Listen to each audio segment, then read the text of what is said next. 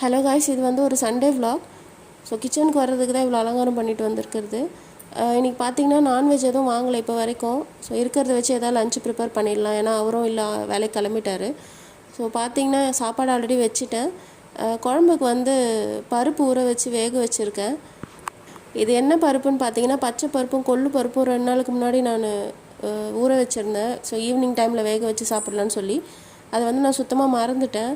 பார்த்தா அன்றைக்கி நைட்டு தான் பார்த்தேனே, அதுவும் லேட்டாக ஒரு 10 மணி போல் தான் பார்த்தேன். ஸோ எடுத்து ஃப்ரிட்ஜில் வச்சுருந்தேன்.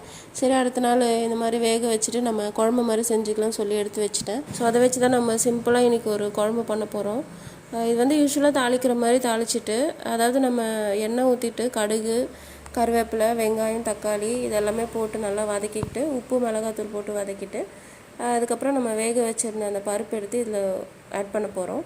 ஸோ அவ்வளோதான், கொஞ்ச நேரம் கொதிக்க வச்சு எடுத்தோன்னா அந்த குழம்பு ரெடி ஆகிடும். இது ஒரு குழம்பு, பார்க்க குழம்பு மாதிரி தான் இருந்தது செஞ்சதுக்கப்புறம். ஸோ லஞ்ச் வந்து லேட்டாக தான் செய்ய ஆரம்பித்தேன், ஒரு 2 மணி இருக்கும். ஏன்னா ஒரு வேலையை முடிச்சுட்டு வரும்போது எதாவது நான்வெஜ் எடுத்துகிட்டு வந்துட்டேன்னா ஒரேடி அதுவும் செஞ்சிடலான்னு சொல்லி வெயிட் பண்ணிகிட்டு இருந்தேன். பார்த்தா அவர் வர டைம் ஆகும்னு சொல்லிட்டாரு. அதனால் வந்து இருக்கிறத வச்சு செய்யலான்னு சொல்லி செய்ய ஆரம்பிச்சிட்டேன். நம்ம ஏதோ இருக்கிறத வச்சு செய்யும்போது தான் குழம்பு நல்லா டேஸ்ட்டாக வருது. பார்த்து செஞ்சோன்னா ஏதாவது சொதப்பிடுது.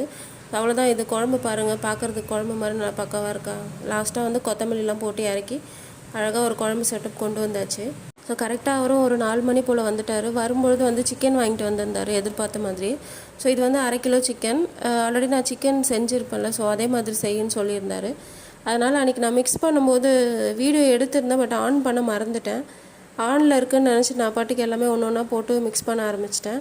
சரி அப்புறமா தான் பார்த்தேன் வீடியோ காணும். அதனால் இன்னொரு வாட்டி செய்கிறோமே, இதை எடுத்துடலான்னு சொல்லிட்டு. இதில் என்னென்னா அன்றைக்கி சாப்பிடும்போது சப்பாத்திக்கு சாப்பிட்டோம். ஸோ கொஞ்சம் ட்ரையாக இருந்துச்சு. இன்றைக்கி வந்து சாப்பாட்டுக்கு சாப்பிட போகிறோன்றதுனால கொஞ்சம் கிரேவி வர மாதிரி செய்யுன்னு சொன்னார். ஸோ அதான் செஞ்சிட்ருந்தேன். அன்றைக்கி வந்து பார்த்திங்கன்னா ஒரே ஒரு பேக்கெட் தான் ஆட் பண்ணேன், தயிர். அதாவது 10 ரூபா 15 ரூபா பேக்கெட் விற்கும்ல அது. ஸோ இன்றைக்கி வந்து 2 பேக்கெட் ஆட் பண்ணியிருந்தேன்.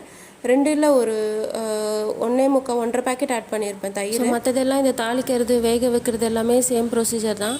இப்போ தாளிக்கிறதுக்கு வந்து நம்ம எண்ணெயில் பட்டை, கிராம்பு, ஏலக்காய், சோம்பு இது 4மே போட்டு நல்லா வதக்கிட்டு நம்ம மேரினேட் பண்ணி வச்சுருக்க சிக்கனை வந்து வேக வச்சு எடுக்க போகிறோம்.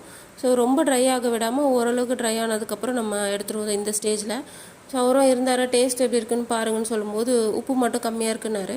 உப்பு போட்டு ஆட் பண்ணி இறக்கியாச்சு. எனக்கு என்னவோ இந்த கிரேவி வந்து சப்பாத்திக்கு நல்லா இருந்தது, பட் சாப்பாட்டுக்கு வந்து கொஞ்சம் செட் ஆகாத மாதிரி தான் இருந்தது. வேணும்னா நீங்கள் ட்ரை பண்ணி பார்த்துட்டு சொல்லுங்கள் சாப்பாட்டுக்கு எப்படி இருந்தது.